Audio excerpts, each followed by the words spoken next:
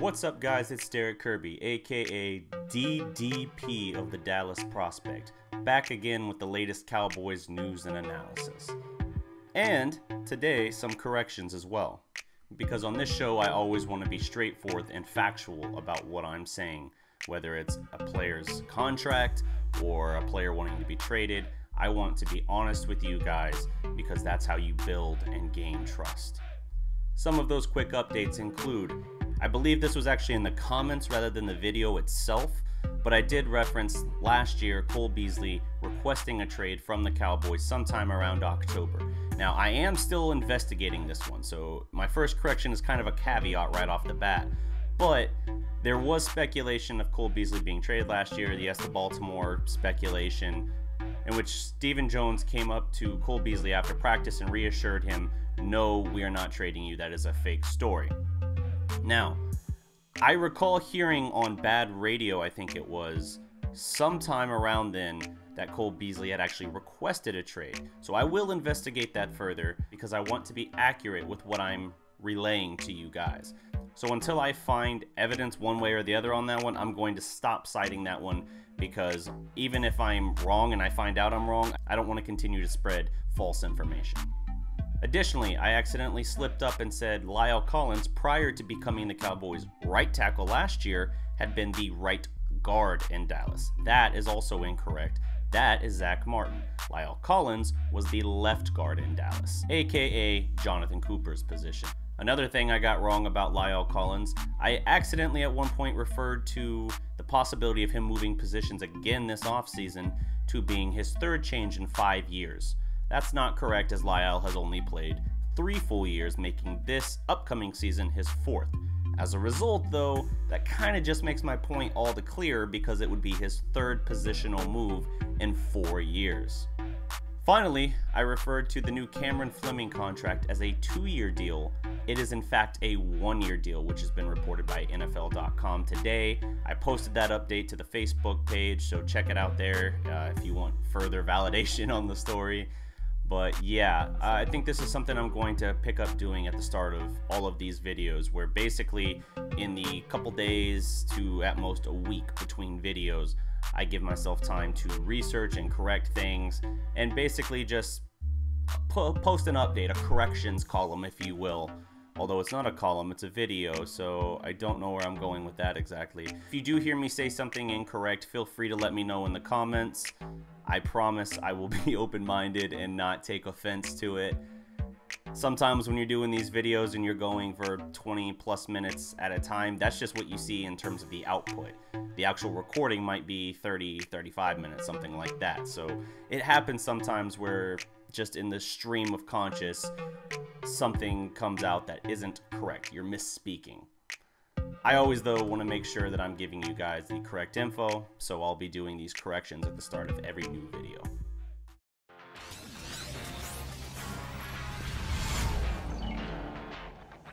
Self-high five. Yo, it's me, it's DDP.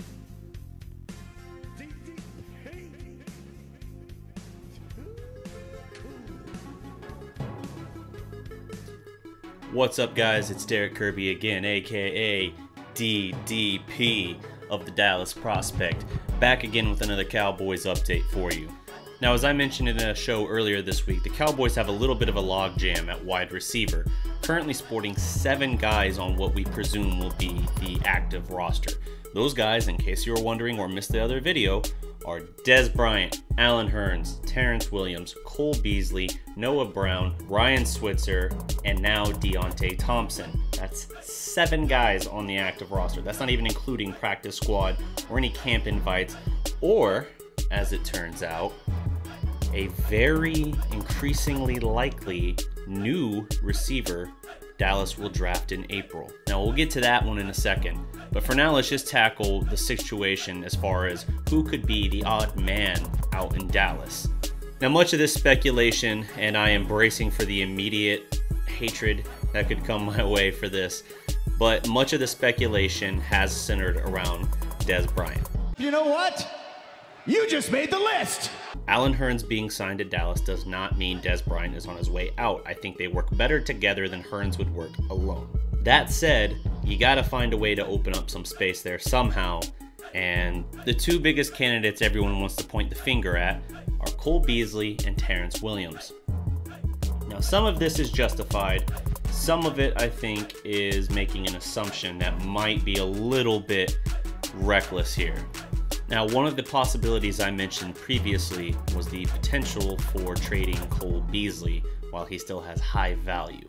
I think that's still a sensible option, but I understand there are a lot of people who don't like it. After all, in 2016, Cole Beasley was targeted 98 times, completing 75 of them for 833 yards and 5 touchdowns. He led the team in receptions in 2016. However, 2017 was a rough year, not just for Cole Beasley, but the offense as a whole. The receiving core was frankly abysmal last year. They didn't create separation. Dak got rattled after Zeke's suspension, but even before Zeke's suspension, Dak was missing a lot of downfield throws that frankly are a little bit inexcusable. Part of that comes supposedly from the fact that he really tried to work on his velocity in the offseason, making his arm stronger, but as a result, some more of those touch passes like you would see down in the red zone were off as well. He was sailing the ball, or he was throwing a bullet when he just needed, a kind of soft guide to Witten or something off of the run pass option, which in 2016 was almost a guaranteed touchdown, and in 2017 was not near as strong or reliable of a weapon for him as it had been. Back to Cole Beasley though. In 2017, Cole was targeted just 63 times, which is his lowest targeting total since his rookie year. That went for a meager 314 yards and 4 touchdowns, so at least that part of his game didn't really drop off, although I think in both instances he had a multi-touchdown game. Speaking of those 63 targets, only 36 of them actually went for completions, and that 314 yards was also his lowest since his rookie year, where he amassed only 128 yards. So the question for Cole Beasley is, with Ryan Switzer, his presumed replacement, on the roster, does it make sense to move Beasley now while he has high value? Well, it could be. He could still have maybe 2 or 3 very productive years, depending on where he lands, in which case, you're always going to have people who suggest Dallas let go of him too early. And whatever you get in return for him, let's say they got a 3rd or 4th rounder, even if they landed a slot receiver, even if the stars aligned for them to get a guy like Christian Kirk in the draft as a replacement for Cole Beasley, do you think Christian Kirk walks in ready to surpass any production, or at least meet any production that Cole Beasley could have put up himself? Now, could he and Ryan Switzer, between them, make up for that production drop-off? It's hard to say. It almost depends on which Cole Beasley we're talking about. If you're giving me 2016 Cole Beasley, I don't think they could do that. Not next year, at least. And if Dallas is really trying to win now with Dak on a super cheap contract, aka his rookie contract in which he's getting paid like a 4th rounder, then no, I don't think it's a good investment that way. I think your option has to be to keep Beasley for at least 1 more year. He's got 2 years left on his deal, and you don't save that much money. Cole Beasley's base salary for this upcoming season is $3,250,000. His dead cap number is $1 million, so you could save some money if you did cut him, but I think cutting him is an even bigger mistake. If you're not going to keep Cole Beasley, at least try to move him. The worst thing you can do is just cut him and say, hey, we have $2 million more, now we can go sign another essentially special teams linebacker like Joe Thomas. No offense to Joe, it just doesn't help the team win as a whole in the immediate picture, which is all that matters, right? Delete! So does that mean then that Deonte Thompson, even though he got $1.5 million guaranteed, would be the odd man out? This one honestly seems plausible. The reason I don't think it's likely is because he's the only real burner option on this team. With 4.3 speed, he can do something that no other receiver can do in this offense. He can blow past his man. Terrance Williams is supposed to be the deep threat, but he doesn't have blazing speed. As a result, Terrance Williams hasn't really panned out in the role that we've tried to carve out for him. Now, he does have some clutch catching ability and some sweet feet, hence the nickname, but he hasn't worked out and he's not putting up the kind of production to justify his roster spot. The problem with Terrance Williams is that he also comes into the season making $3,500,000. Add in his $1.25 million bonus, and you're looking at a cap hit of $4,750,000. As a result, the dead cap figure is $7,250,000 for Terrance Williams. From a production standpoint, Terrance Williams is the most logical option for the odd man out. However, he's still a bigger cap hit than Deonte Thompson, and we do know Dallas has a tendency to err on the side of loyalty above sensibility. As a result, Terrance Williams might be a hard out, and it depends then if Stephen Jones is the one really pulling the strings as far as roster moves. We've seen some notable Stephen Jones power plays over the years. DeMarco Murray, Terrell Owens, DeMarcus Ware, and so on. This could just be the next move, albeit on a smaller scale, of course, where Stephen Jones says no. Of course, Stephen Jones could also play that card on a much grander scale and say that Dez Bryant is the odd man out. What's that ominous glow in the distance?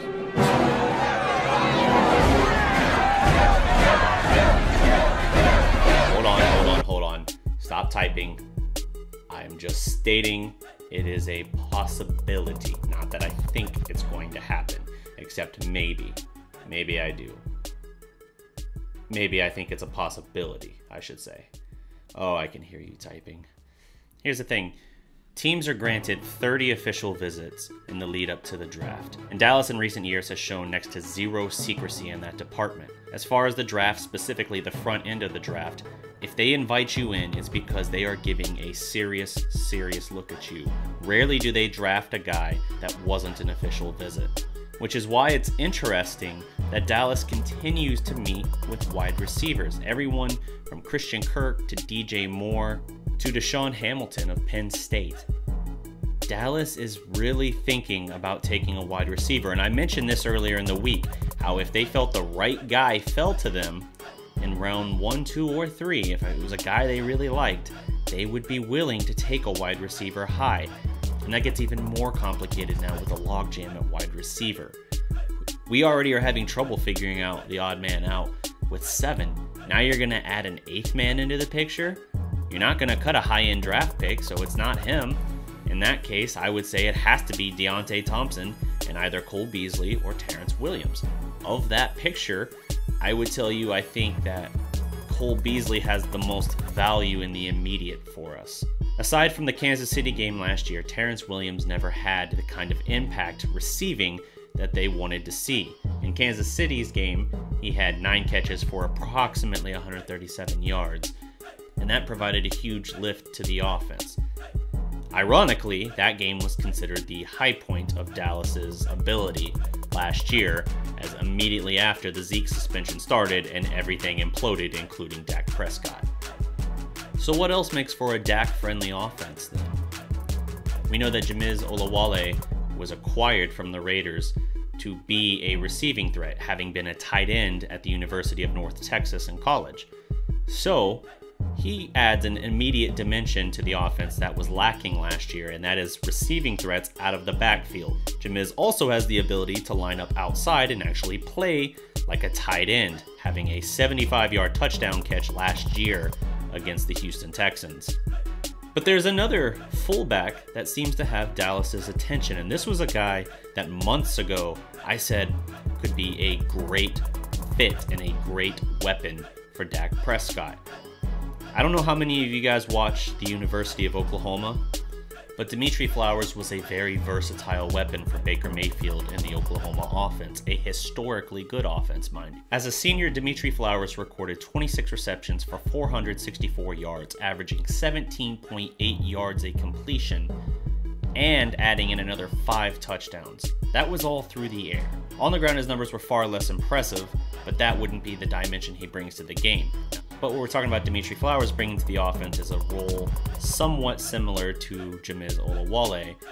That could indicate a brief stint for Jamiz Olawale back in Dallas, as he has 1 year left on his current contract before becoming an unrestricted free agent. This, and the fact that Dallas has already met with Dimitri Flowers now for a private workout, seem to indicate that they do like the Oklahoma fullback being that option moving forward. Another quick note on Dimitri Flowers. For his career receiving the ball, he had 54 catches for 886 yards and 13 touchdowns. In those respective seasons, he had touchdown catches of 52, 67, and 75 yards. This kid is a dynamic weapon in the passing game, and he's still a very good blocker and a great receiving threat. Now, if you're concerned by his stats for rushing the ball last year, don't be. Oklahoma had a loaded backfield last year, and so he was used sparingly. But as a junior, he had 22 carries for 115 yards for an average of 5.2 a carry, which isn't bad. It's not going to knock your socks off, but it's a solid number.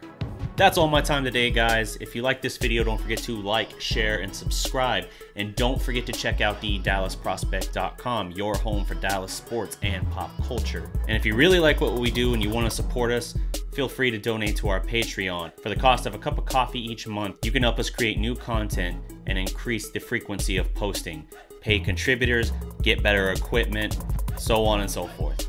Also, if you're looking to join the team, we are looking to add contributors all the time.